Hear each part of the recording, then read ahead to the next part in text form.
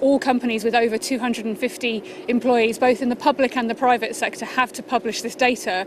But if we just have the data, we don't do anything with it, then what's the point? So we've set up this campaign for two reasons. First and foremost, because we've heard some worrying reports of when people have started talking about the data that has been published, being shut down in their workplace, being told that somehow if they raise these issues, it might affect their career. So we want to be very clear that people have a protected right to freedom of speech in the workplace, to raise these issues, to ask their employers what they're doing about them, to be part of a trade union, to be part of a women's network saying this isn't good enough, but also to gather people's experiences of what happens when they use this data so that we can then use that in Parliament. We want employers to know that we have the back of those people coming forward wanting to have this debate, and that we will act if we see them being silenced. When the Me Too campaign first started, it was about women all over the world coming forward with their experiences of harassment and sexual assault. It was very serious, it was very meaningful, and it was organic. Hashtag #PayMeToo has taken the Me Too campaign and it's brought it into an area that is so deeply misleading. I've been on the website, there's very limited information, but what it does essentially is it masquerades as an equal pay website. Equal pay is mandatory in the UK. By law, men and women doing the same work have to be paid the same. But this campaign is trying to conflate equal pay with the gender pay gap. The gender pay gap comes down to a myriad of factors, from job to age to experience, many of which have absolutely nothing to do with gender, and is trying to conflate the two, which I think at best is deeply misleading. And frankly, to piggyback on the Me Too campaign with this kind of misleading information is, the only way to paint it is that it's insulting. Stella, what do you say to that? Deeply misleading, and that you're just piggybacking off... Sorry, Kate, your problem is the hashtag. Stella. My problem is that this data is showing us that on average, women are paid 14% less than men in the organisations they work for. In fact, in some organisations, it's much bigger. We've got one example already of a hospital where for every 59p a woman earns, a man earns £1. That is a gender pay gap. That is absolutely right. It's something different to the equal pay legislation that we have in this country. But we need to deal with both, because what this data is telling us is that women are not being promoted, not being given the same opportunities. And as a result, we're all missing out. In Sky, for example, only a third of the top jobs are taken by women. That's now what this data tells us. Frankly, getting hung up on the hashtag rather than recognising what we're facing in this country, that doesn't sound like good economics to me, Kate. I'm not hung up on any hashtag. I'm hung up on the fact that these new pay gap measurements are incredibly misleading and frankly useless. Only one of the 6 measurements has any real merit. None of them break down jobs, age, background, experience, time taken off work. You have not proven any kind of gender pay gap. What you have done is push many, many misleading statistics into the public domain, and it is absolutely an attempt to box women in to this victimhood mentality that when you actually break down the data, if you look at the official data from the Office for National Statistics, does not exist. There is a reason that this new data does not line up with the official data, and that is because it is so badly calculated. If you are an economist, it doesn't matter which side of the debate you're on, this is just bad data. No, Kate, you've just misquoted the Office of National Statistics. Kate, you've just misquoted the Office of National Statistics, which own studies show that indeed the gender pay gap amongst young women graduates and male graduates is growing. So actually, equal pay and gender pay in this country Stella, is stagnating. That is some ugly but let's look at the data that we have in front of us. Well, we can ask the Office for National Statistics to confirm that, but that's what their data shows. You've asked about the data that the government is publishing. -5.1. One at a time. You have to just go one at a time. Sorry. Stella, you go ahead. Look, okay, Kate, you want to talk about the data that's been published. I think a lot of women right now who are looking at data that shows that the bonuses that men in their company are getting are sometimes 50% more than them would disagree with you that that isn't meaningful information to know. I think a lot of women in companies and indeed in our public sector, for example, in the NHS where we're seeing a pay differential, despite the majority of the workforce being female, would find it insulting that you think that that is an interesting thing that we need to discuss. We need to understand why that is happening. This data is the first step. The next step is to ask companies what they're doing about it. That's exactly what this research helps us to do. And for you to say that this data is misleading or unimportant, well, I have listened to you, Kate, and I have listened to you insult the Office of National Statistics on their own research. So I think at the very least, you look at the data we're talking about today. Stella, at the end of the day... I disagree, and I think the numbers of women...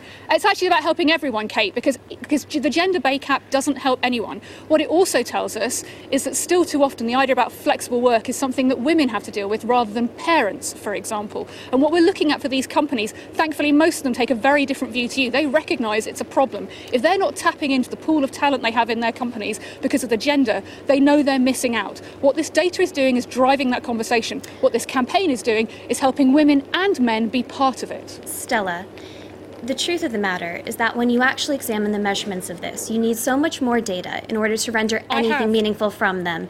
If you look at the bonuses that you just mentioned, it is impossible to know if men and women are being paid unfairly via bonuses unless you know what their actual salaries are. So you can know the percentage of their salary that's going towards a bonus, and so you actually have some meaningful data.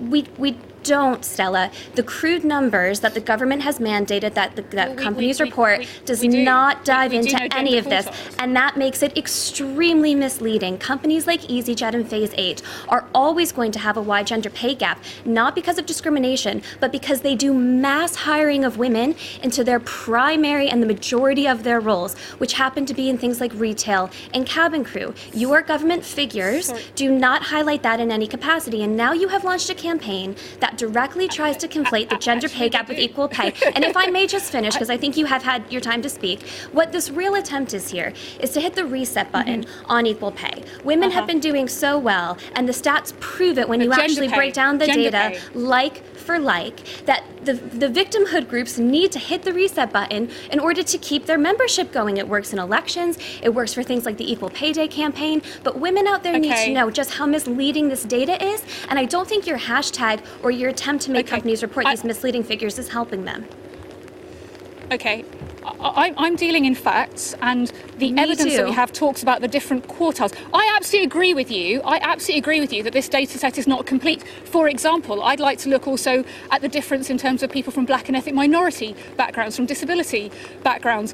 But I'm just worried, Kate, the more and more I hear you talk and bandy around terms like victimhood, the more and more I don't think you're dealing in facts and actually what is being recorded at the moment. This data is driving a conversation because it does give the different pay quartiles in companies. That's how I know that Kimberly right now is working for an organisation where only a third of the people in the top jobs, in the top pay quartiles, are women, because that data is in the data set.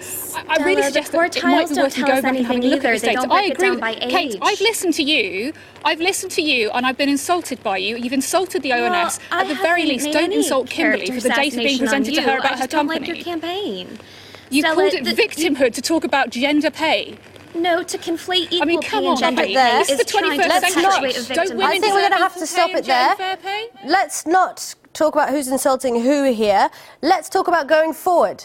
So, Kate, where do we go from here?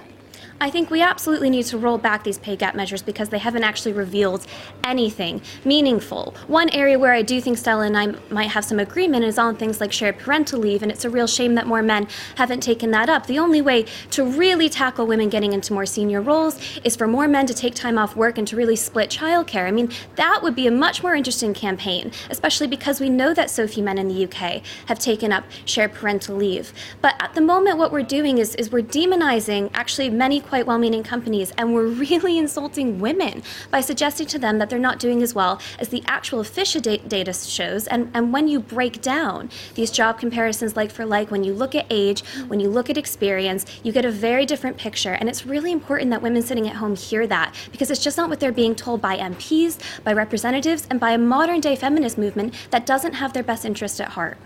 Yeah, and back in the real world, where women do recognise in their workplaces they still face discrimination, where this data is helping to drive a conversation about what happens next. Maybe one of the things that we need to do is to tackle those tired old gender stereotypes that somehow suggest that retail is for women, or that companies like EasyJet, where there are pilots, that women can't fly planes. Maybe one of the things that we actually need to do is ask employers why their top jobs aren't open to women, which is what this data will help us start that conversation to do. It's also about making sure this conversation isn't shut down by people talking about victimhood or somehow that modern feminism is failing women.